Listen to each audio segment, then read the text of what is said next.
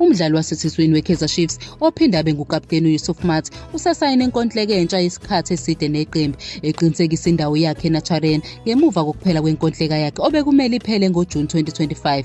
Ukunwetshwa kuphawula ivoti lokumethemba elivela kubaphathi beqembu njengoba behlose ukusimamisa iskwadi ngaphambi kwesizini entsha. Kusukela ejoyini iKaizer Chiefs esuka kuSekhukhune United ngo-2022, uMaart usengumdlali obalulekile phakathi nenkundla yeqembu. Udlala indima ebalulekile kuNedbank Cup ka-2024-2025 eshaya igoli lokuwina kowamanqamu bebhekene ne-Orlando Pirates.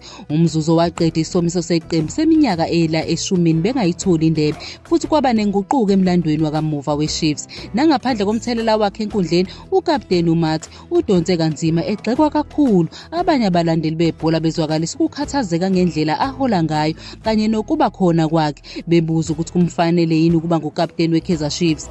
Yize kunjalo, iklabhu ikhombise ukumeseka okuqinile lo mdlalo neminyaka engu-29 ubudala, bekhombisa inkolelo yabo emandleni akhe nobuholi kanye nokuba usizo eqenjini. Njengoba ikusasa lakhe selivikelekile, uMaart uzobheka ukuvala okungabaza okusasele njengoba ezohola iKaizer Chiefs emkhankasweni omusha ehlose ukufuna isiliva kanye nokubusa kabusha ebholeni laseNingizimu Afrika.